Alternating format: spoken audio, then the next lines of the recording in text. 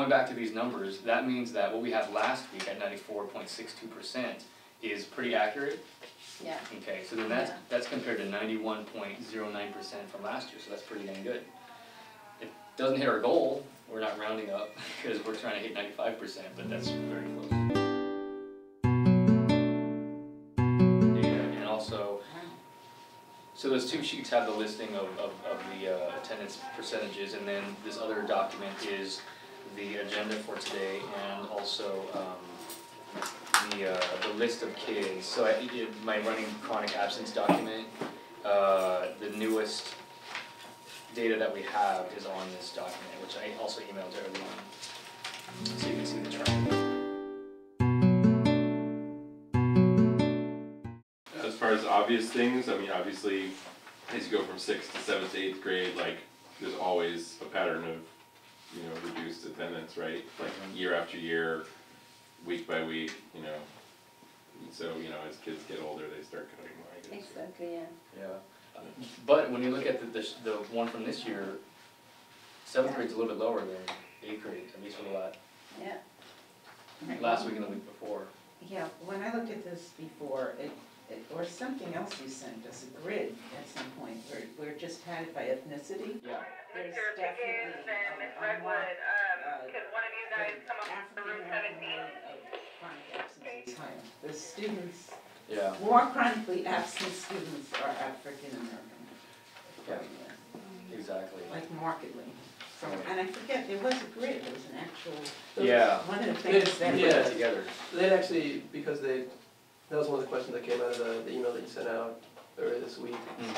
And so, just going through, I mean, that's also kind of that data that needs to be cleaned up a little bit, just in terms of how students are being classified, in terms of, I mean, there's Asian and there's kind of other Asian, and so I mean that it wouldn't be too difficult to kind of figure out, you know, which kind of, you know, I guess it's putting students in boxes, but kind of figure out which, how be more clear in our definitions of which student goes where.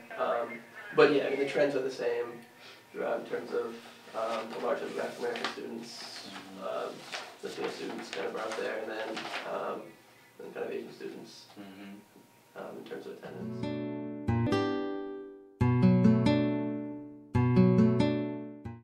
Maybe they got that phone call and it made them say, oh, because a lot of kids, you know, the parents will cave into them if they have a stuffy nose, or if they have say they have a stomach ache, or if they say, you know, they're just not feeling well today, and the parents will cave in very easily and let them stay home. But you know, but there's those parents who get a phone call from home who will make enough difference to say, no, you better go. You know, I got a call from the school. You need to go. You know. So and also, besides, you know, the phone calls that I do as a weekly for the attendance, for the statistical is different, the phone calls that I do with this, because in the attendance, I just ask them what was the reason they were out, and I clear. But in this case, it's different because I explain them, you know, that they have been chronically absent, and it's gonna take them to the next step, you know, and the next step, and I explain them, you know, more deeply what is gonna happen. Exactly. So, and one parent was angry because I said, no, because I didn't have money for the bus, and, you know, this is not an excuse, you know, I cannot put that as an excuse. And they are sick, so if they are more than 3 days sick, they have to bring their doctor's excuse. So, and if they don't have that, so it's not an excuse. So one parent really got a little bit angry, but I explained them, you know, I explained him what is the problem. No, that's good though, because actually Ms. Rodriguez was very adamant last week about making sure that we communicated that there's a process here, and then we decided we'd do it kind of on a case by case, depending on who needs to hear that, who seems to be kind of not understanding that attendance is serious.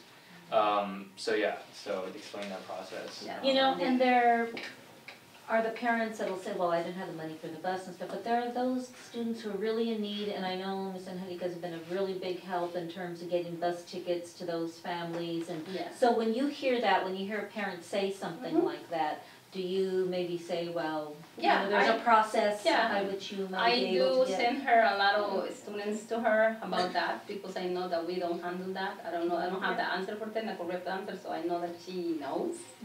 So I send the students, all the parents to her. And through this process, we also found a couple students that were writing their own notes. to excuse themselves, Yeah. and parents didn't know that they were not here. So also let them know that that's forgery and blah, blah, blah. Scared them a little bit. So now they're coming, but we caught them writing their own notes and excusing themselves when parents didn't know. So the phone calls did help because parents weren't aware. They would drop them off, but then said, well, I dropped them off early, but then they had a note giving it to Ms. Rodriguez that they were absent, so, or that they were excused. And I will explain also that it's really working when you, like I said at the first, we have to scale the parent first, because the parents are the one who has the majority responsibility than the kids, so it's working. The other question I had, are the calls home, is that gonna be sustainable? Is that, right now I know you've been, hitting that hot and heavy, but if that's what's working, is that gonna be something that's gonna be sustainable? You know what I mean, that you're gonna be able to keep doing that throughout the year?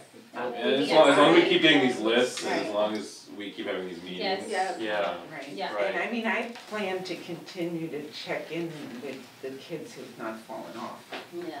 I mean, Yeah. as much, so that I am watching their attendance, and I have little notes, and I try and call them back in.